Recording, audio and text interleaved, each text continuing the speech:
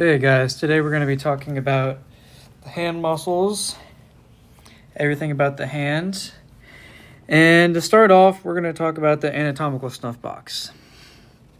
So, the anatomical snuff box is a region on your hands right here. If you lay your hand down flat and extend your thumb, you can typically see it on you. And it will be right here. And there is a triangular kind of space that defines the snuff box of some of the tendons. So that is, let's see, the tendons of EPB, APL, and tendons of EPL. So what is that exactly? I will tell you. So the tendons that border it are the extensor pollicis brevis and the abductor pollicis longus, as well as the extensor pollicis longus. And the scaphoid bone is the bone that's within the anatomical snuff box.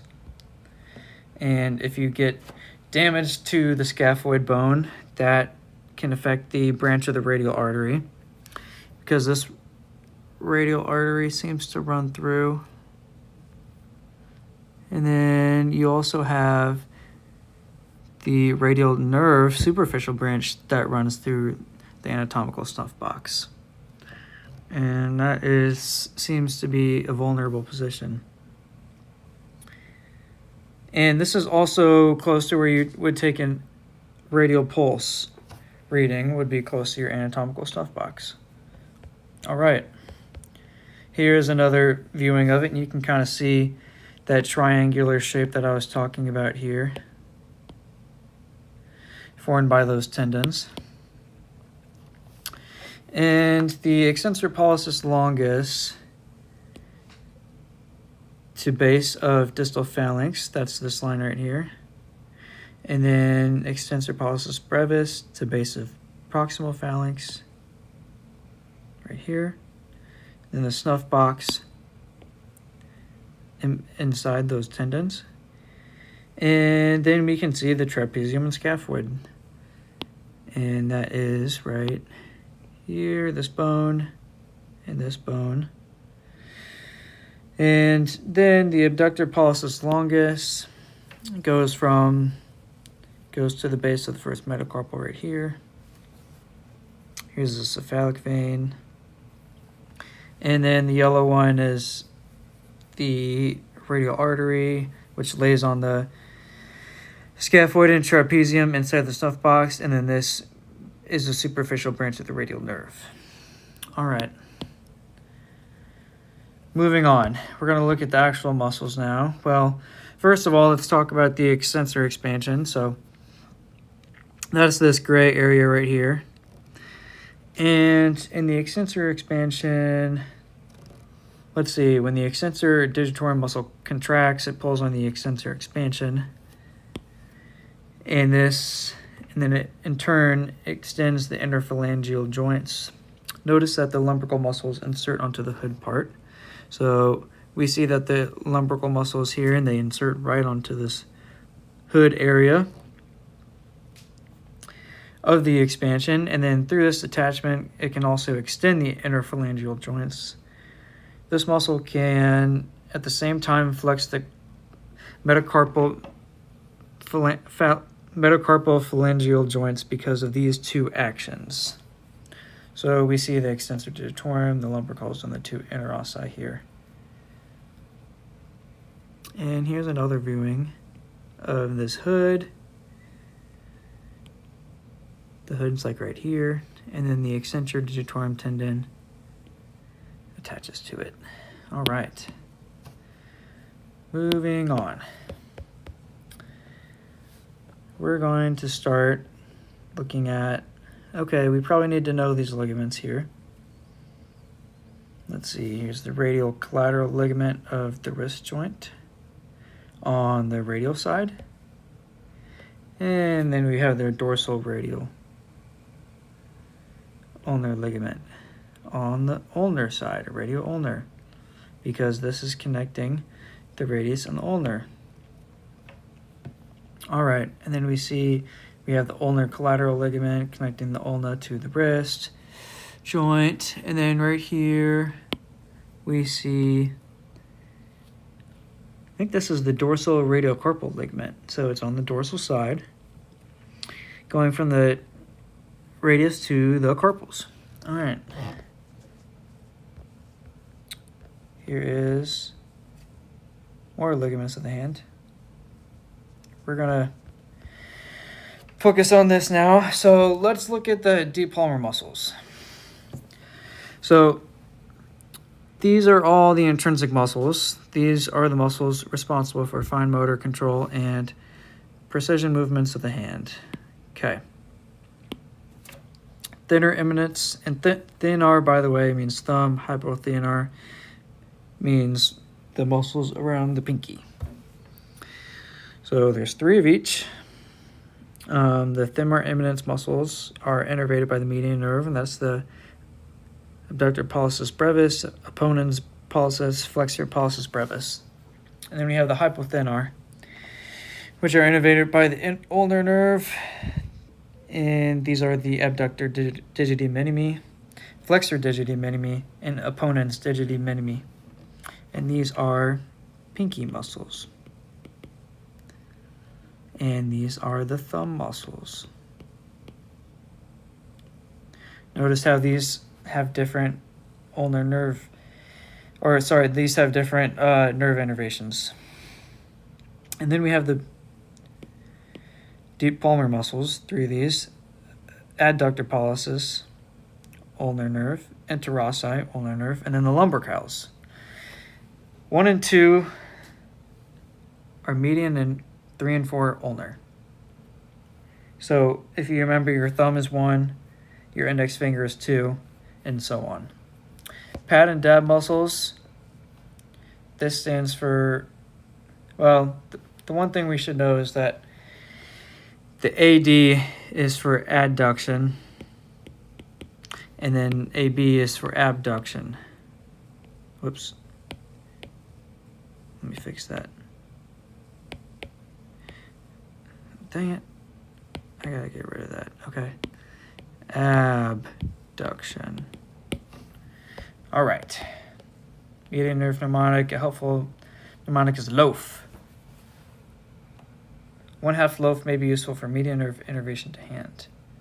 Lateral to lumbricals, 1 and 2. Opponens pollicis, abductor brevis, flexor pollicis brevis. All right, short muscles of the thumb. So a test question may be, where do the muscles originate? In this case, the abductor pollicis brevis originates on the flexor retinaculum, and we can see that in this image right here. Let's take this down. Okay. And then it inserts onto, let's see, the base of the proximal phalanx of thumb. So this is the insertion on the thumb. And the actions are to, like in the name, abduct the thumb. And the nerve is median nerve, C678T1. Okay. And we can refer to that through the myotomes and dermatomes, which helps.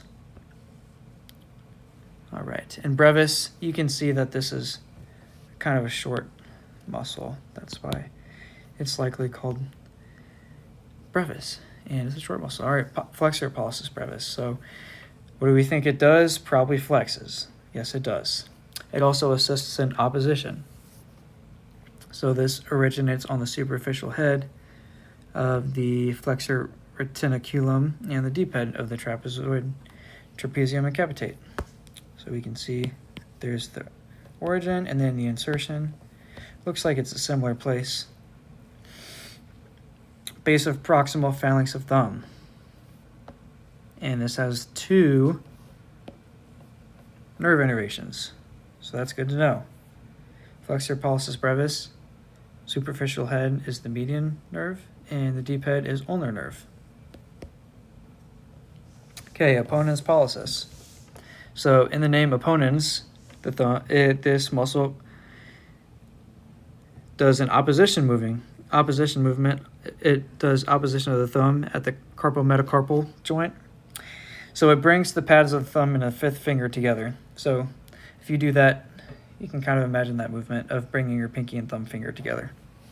It originates on the flexor retinaculum and the tubercle of the trapezium. And it inserts on the entire length of the first metacarpal bone. And then the nerve innervation is median nerve because it's on the thumb. All right, adductor polysis. So what do we think it does? Adducts the thumb. It also assists in flexing. So this origin is different than the others. It originates on the capitate, the second and third metacarpals. You can see that here, capitate, and then the second and third metacarpals. And it inserts onto the base of the proximal phalanx of the thumb. And since this is deep, this is ulnar nerve, C8T1. That's different. It's not median nerve this time. Let's remember that.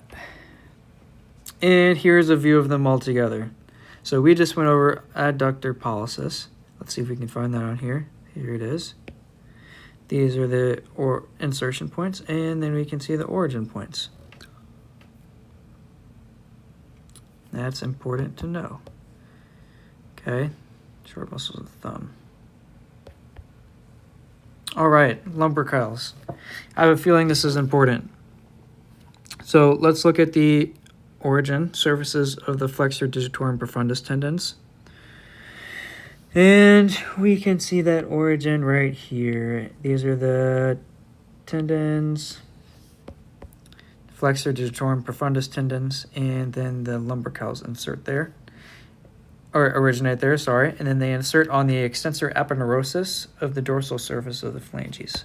So aponeurosis is like a webbing, kind of like a webbing complex tissue. And the action is to extend the second through fifth fingers. So this does not include the thumb. And it extends them at the interphalangeal joints. And you can notice how they're on one side of the fingers. And they do extension. All right. The nerve innervation for the second and third fingers is median nerve, and then fourth and fifth fingers is ulnar nerve. That's important to know. So your index finger and your middle finger are median nerve. So median, and then fourth and fifth fingers are ulnar. All right. Let's see, palmar anterossi. This muscle originates on the base of the first, second, and fourth and fifth metacarpals. We can see these origins here. It's not on the third, which is interesting. I guess if you try to adduct your fingers, watch your middle finger, and it kind of stays still. And the other ones move towards the median, the middle, which is the middle finger. So that's the kind of a way to remember this one. And then it inserts on the base of the proximal phalanx of the related finger in the extensor aponeurosis. So it inserts on the respective finger, aponeurosis, and proximal phalanx, extensor aponeurosis. So let's write that down. Extensor aponeurosis. And what else? Proximal phalanx.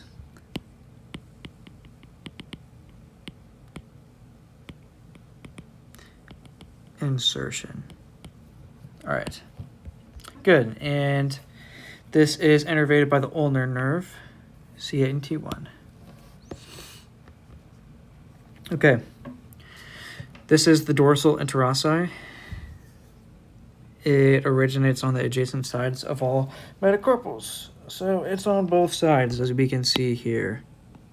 Boom, boom, boom. Middle finger, it's on both sides, is what it looks like. Oh, that's for insertion. Okay, yeah. It originates on both sides. And then the middle finger, it inserts on both sides. Let's note that. And then the insertion is base of the proximal phalanx of the second, third, and fourth fingers and the extensor aponeurosis.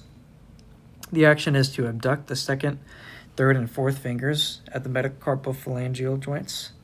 It assists to flex the second, third, and fourth fingers at the metacarpal phalangeal joints, and it also extends these joints. So abduction, flexion, extension. 3 actions. Okay, this is the one that we just went over, dorsal interossi. Here's another view of it.